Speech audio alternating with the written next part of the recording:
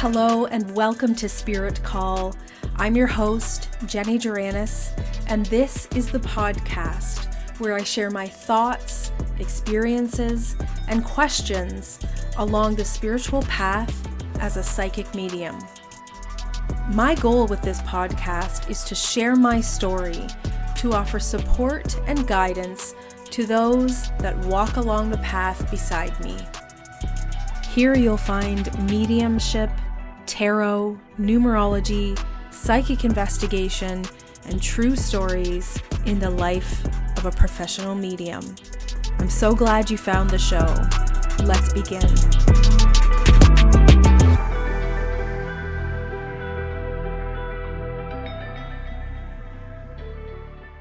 Hi, Spirit Call friends. Welcome to another episode. You may have seen on social media that I recently took a trip to Mexico, and I'm back here in the very cold Ontario, Canada.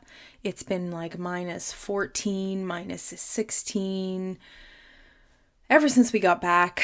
Such a drastic temperature change. But I am happy to be home and reflecting on my trip and some of the energetic shifts that I've been experiencing since then. So while we were in Cancun, we took a trip to Chichen Itza, saw the pyramid there. I took our amazing tour guide's advice and released negative energy or old stagnant energies while I was standing in front of the pyramid and clapping. And I also took a few really good walks on the beach with my feet in the ocean and released anything that I felt was holding me back. I set some intentions for this year to really call in my power and reclaim who I am and the parts of me that were lost in 2024. As you know, it was a tough year for me. And I feel really good. I feel like my 10-year, my Wheel of Fortune year, my turning point energy is starting to pick up. And you've heard me say this before, it picks up around your birthday. My birthday's in May, so I know I have a couple months before I really understand what this year's energy means for me. But I can feel it already, and I just feel so refreshed and thankful. And the vitamin D has really made an impact. Has me wondering, why does anyone live in Canada? Why do we live in this climate? I don't know. I love it here, but it's tough. So, feeling really, really thankful.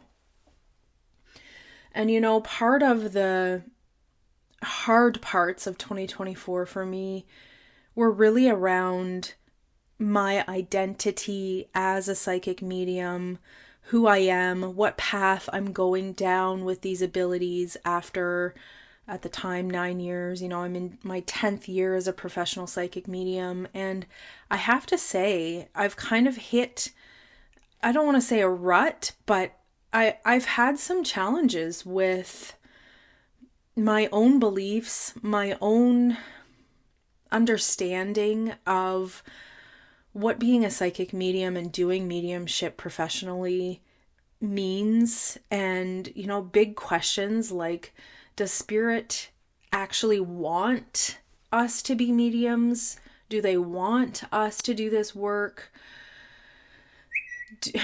I got a text. Do they support this, and why is it always so hard? And I've had so many wonderful conversations with my dear friend Hannah McIntyre. Another shout out to Mediumship Matters podcast. Go check her out. You know, we talk all the time about why is it so hard? Why is it so challenging to do this work, the personal growth, self-awareness, strength, and determination to get up each day and do this work? It really wears on you, and it doesn't get easier the way that I wanted it to. I think for a few years, well, in the beginning, it was just magical work. And it still is, but I don't know if I've gotten used to it and a little bit more immune to the magic, or if some of the magic is gone, or if I'm just tired or burnt out. I don't know. I don't know half the time what my problem is. But I do know that it's not easy, and that the overthinking and the, thoughts of, am I just crazy, don't go away ever. In fact, for me, over the last year, they've gotten stronger. And I found myself really going within to examine my mental health, my sanity, and I have to keep coming back to the things that have happened that I cannot explain any other way, that for me prove that mediumship is real, that my connection to spirit is real, that spirit people really are somehow able to come close to me, to deliver messages, information, and help me to feel their unique personality and receive impressions about their life that they lived here in the physical realm. I have to keep coming back to the things that I can't explain, because if you're a psychic medium, you know what I mean when I say that we often wonder, are we just really good at mind reading? Are we just really good at guessing? Or are there just so many common experiences among sitters that we can just kind of sense the thing we're supposed to say? And it's because it's so common and it fits for everybody. Now, you know that I'm an evidential medium. I'm always looking for super specific things that can help the sitter to know that it's their loved one coming through. But even within that, I think it's very easy to lose sight of how extraordinary that process can be and how mind-blowing it can be. And I think I've gotten used to it. I think that's what it is. I think I've just gotten so used to these things happening on a regular basis that they don't shock me as much as they used to. So lately, I've been reminding myself, like I said, of the things that have happened that prove to me that my connection to spirit is legit. So I have a short list. It's actually a very short list considering I have 10 years of these experiences. But unfortunately, I forget so many of them. And I've been thinking lately that I should go back to keeping a journal of the things that happen like I used to do in the very beginning. But one of the things that happened over the past, I think it was about a year ago now, 2 years prior, I had given a man a reading, and a few of his family members came through. We figured out who they were. Everything was going as usual. And then at a certain point, another woman started to come through, and I was receiving the name Fern or Vern. I couldn't quite put my finger on exactly what the name was. And he said, that's really weird. The only person I can think of is Vern from many years ago, but I've lost touch with her and I don't know if she's in spirit or not. But that's the only person he could think of. And often when these things happen, I try to just very quickly deliver the message that they might have and then move on to the people that they do recognize, so that we're not spending the whole reading on someone that they don't necessarily recognize at the moment. And so we just sort of let it go. And I always say at the beginning of the reading, there are going to be things that make sense later. 2 years later, in fact, this man called me just to let me know that through a series of synchronistic events, he ended up on an obituary online for Vern, who had passed before his reading. And he felt that this was her getting his attention to validate that it really was her coming through in his reading to say hello to him. And, this cancels out mind reading, doesn't it? If I'm delivering information to somebody who doesn't have the information themselves until 2 years later, it helps me to trust that that isn't just me getting lucky. I think it was must have been back in the summer. I had a group event, and you probably all know Kim, who is one of my fantastic helpers at my events. Sometimes we can't help it. Her people come through because they know me. They know she's going to be there. They know how my brain works because she's been to so many of my events. It just happens. And I'm pretty sure that it was her mom coming through. Although, because she was in a hurry and didn't want to take up too much time and make me look bad at my event by reading my helper, which could be very suspicious looking to people in the audience. Not my favorite thing to experience, but hey, sometimes we can't help it. She said to Kim, there's somebody from work who you need to get in touch with. She is sick. You need to reconnect with your friend and spend time with her. And her name starts with a C. I couldn't get the full name. And so, of course, Kim goes home, messages her friend from her old job that she sort of lost touch with, and she had just been diagnosed with an illness. Again, Kim didn't know. I didn't know. Kim's mom knew.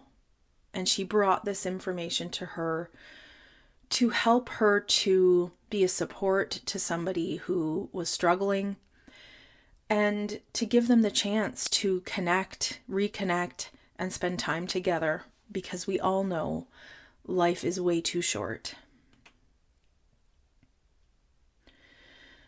Years ago, I had a friend whose husband had taken his life. But at the time of this occurrence, we didn't know. We just thought he was missing, perhaps hiding out somewhere. It's a really long story.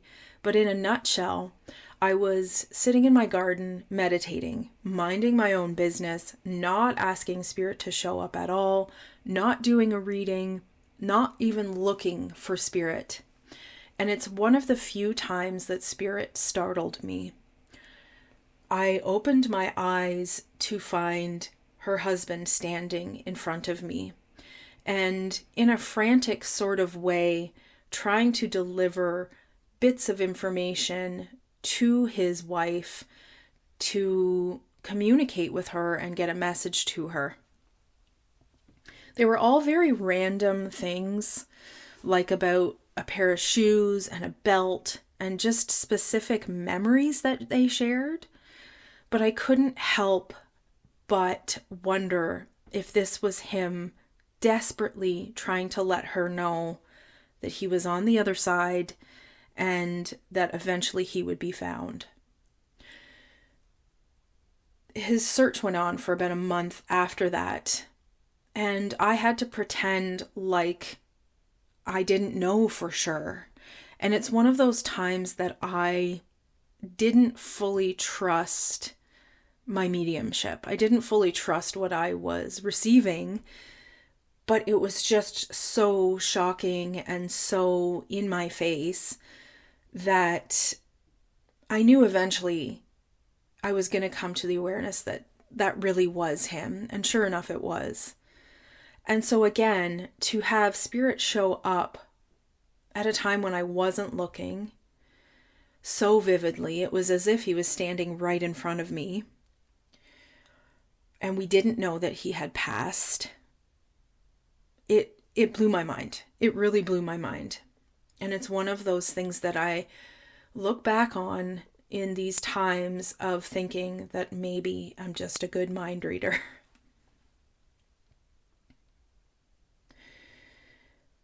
Years and years ago, I used to do house visits. I would, in the evening, go to people's house to offer them a reading before I had an office, and when my kids were little and they'd be in bed at like 6:30, I couldn't have people come to my house until years after when they were in school. I drove to someone's house, and as soon as I got in the car, there was a boy in the passenger seat beside me, and I could see his face very clearly.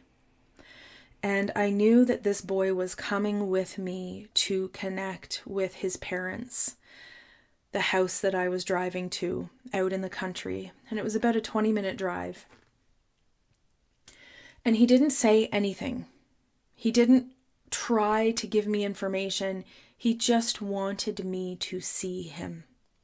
He was about 6 or 8 years old in the way that he showed up for me in the vehicle. And when I walked in their front door, their fridge was straight ahead. And on the fridge was a photo of this little boy, the exact age that he was in the car with me. And I knew immediately that that was him, that this little boy was there to connect with his parents. The interesting thing is that he was actually about 17 when he passed away in a car accident. But I think that he knew to show up as a 6 or 8 year old to get my attention, knowing that I would see that photo on the fridge. And I believe that spirit can show up at any age. A lot of times women will show up as a younger version of themselves when they felt beautiful and had lots of energy and their body was not a problem. You know, people often show up as a younger version of themselves. But this to me felt very on purpose. And again, it made me aware that spirit is intelligent and they can use the energy, use my mind in ways that help me to know there's no other explanation.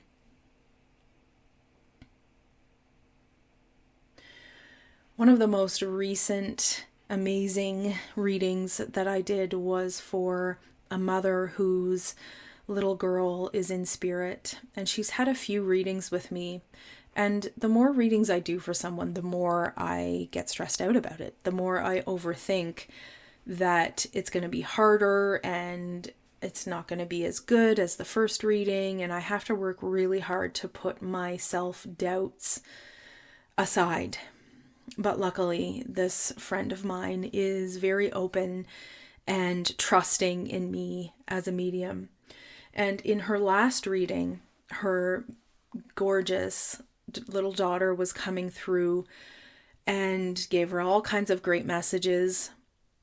But they felt like, you know, the kind of everyday messages that a girl would give her mom. And I was sort of asking her, you know, can you give us something specific that we wouldn't expect to hear about? And she just started jumping up and down in my mind's eye with excitement. And she said, "There's a baby coming." Now, this is a common thing in people's lives. People have babies come in, you know, cousins, siblings. We all have people who are eventually going to have a baby. But in this case, she had no idea who could possibly be getting pregnant. None of her family members were that age. Everyone had already had their kids or had decided not to have kids or were just beyond the age of having kids, that it made absolutely no sense to her. And I just kept saying, I don't know. All I know is there's a baby coming. There is a baby coming. 2 days later, she meets up with her friend who they had a trip planned together. They hadn't seen each other for a while. I think they lived a distance apart. And her friend shows up. Her friend is in her 40s and says, guess what? Surprise, I'm pregnant. You can't make this stuff up. And it's the things that happen that we least expect, the things that don't make any sense at the time, that make sense later, that are really helping me to keep going with mediumship and to trust that the magic hasn't died, that I have been in recovery, that there are ups and downs to this work, and that 10 years as a professional full-time medium, this has been my only job for 10 years, is tough. And for anyone out there who is thinking about starting a business as a medium or has been in it for a few years, I just want you to pace yourself. Don't overdo it and don't burn out. But keep notes of these magical moments that help you to know that there's no other way that this could be happening, regardless of what the skeptics may say. These things help me to know that I am not crazy. So I would love to share with you another clip from one of my Messages from Above events as part of my Small Town Spirit Tour. I'm going to attach the audio here for you to listen to and enjoy. If you are local to me here in Kingston, Ontario, Canada, I've got an event coming up March 27th at the Italo-Canadian Club, and I'm visiting Perth, Ontario for the first time at Studio Theatre Perth. I'm really excited because this is a theater that I'll be visiting, and I think it's one of the oldest in Ontario. I'll have to refresh my memory on that, but I think it's going to have a lot of really interesting energy. So if you are in the Perth, Ontario area, please come and see me there and suggest a place for me to stay. I'm looking for accommodations. Always excited to stay in a maybe haunted bed and breakfast, something with an interesting history. Anyway, get in touch, and the tickets are available now through my website, jennyjoranis.com. And stay tuned. Very soon I'll be releasing more tickets for more locations across Ontario, and I think I'll be back in New Brunswick in the summer and in the fall. So enjoy and talk to you soon. I have a woman coming through. I know she had dementia, and I know it was very hard for her to communicate. I even feel like I'm starting to trip over my words here because of that. I also know that she had very poor vision in one of her eyes, or she's like blind or something here. So who understands that with a woman in spirit? You? Yeah. Back to the vampire people. I'm related to the vampire. That's okay. I know someone's been trying tonight. So is that your grandma? Yeah? Yeah. Okay. You know, like her one eye is not doing much. She's actually not my grandma by blood. She was like my step grandma, but that's okay. Grandma is grandma. She had dementia, and at the end of her life, she had issues with she had like a very crying eye all the time, and my grandpa had to take her to the doctor a few times about it. Okay, I just feel like, yeah, it's very blurry in this eye, so if you're saying it's just tears, I'll take that. But I know that it's one eye. But if it's somebody else too. Well, does like... anyone else have grandma with dementia with one eye messed up? No? Okay, it's for you. Thank you. No, I get it. I do think so. I do think so. And just so you know, grandma to me, step grandma, none of that stuff matters. She's in the role of grandma for you, and that's how she feels to me. And she is funny, eh? You like her? Like, she's not the scary type. She's very, before this, right, when she was herself, I feel her to be very outgoing. Now, how long was she in your life? Forever. Okay. I'm just trying to think of, is she showing me shit you wouldn't know, right? Because I'm aware of her personality to be very, like, on her feet, always doing something, outgoing, social, fun lady to be around. And she wants you to know that's how she is again. Because this who she was at the end stuff, so far from how she really was before. Now, I can see that you have tattoos, and this is like the how many, I don't even know how many tattoo references we've had tonight. But she's telling me you're eventually going to be covered in these things. Is that your plan? Yeah. She does not approve. Sorry. No, she would not. Yeah, okay. It's not like, get one for me. It's like, what are you doing? Her actual biological granddaughter and I coincidentally have almost the exact same tattoo. Really? Yeah. Interesting. Well, she doesn't approve of that one either. I feel but it's a joke, right? She's very supportive of what you want to do because she loves you. She loves how unique you are. She loves who you are. She tells me that you are going to do, so I don't know what you do. Are you working right now? Or are you like, okay. I see you being in like film, or is that what you do? I'm a photographer. You're a photographer, okay. And she's showing me you in the future though, there's like film, documentaries, movie type shit for you, okay? She's like, she's gonna go far. And I actually see you, where do you live? Around here? Mm-hmm. Not for long. Do you want to stay in this area? Sorry, I'm interrupting you. It's complicated, but Okay. we were kind of Okay. going to be moving closer to this area, so that's kind of Okay, opposite this is of in what the I was future. hoping. But I don't want you to change any of your plans, but I want you to keep in mind that in the future I do see an expansion or like a growth in your career and what you're doing now, and I do think it's going to pull you towards a city, a bigger city. So I kind of feel like Toronto area is really lighting up for you. That's what she's telling me. Sorry, I'm not gonna lie. She said you're going to be. Let's say you don't live there. Maybe you're spending a lot of time there, where it almost feels that way. Because I do see.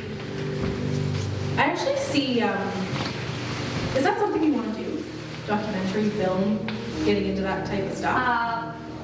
it's kind of weird because my brother is my second shooter for weddings. Like, so he, if you're a photographer, you usually have someone that kind of shadows you at a wedding just to make sure you get all the angles and everything. And we were actually just talking about how we wanted to add like vintage camcorder footage to our packages, like literally 2 days ago. Yeah, it feels like, to me, there's like a really artsy aspect to it. I just want you to know. Do that, it's fine. But know that in the future, I don't know if you end up, you're on a set, you're filming, I actually see an award. I see like, this is down the road, okay? I'm gonna be like an old lady, and you're gonna be like, I'm gonna track down that Jeni and show her my award. It's like, it's gonna happen. It's gonna happen. And she's so pumped for you. She just loves how unique you are and your path, and she says you're on the path. Keep going. Just don't get so many tattoos while you're doing it.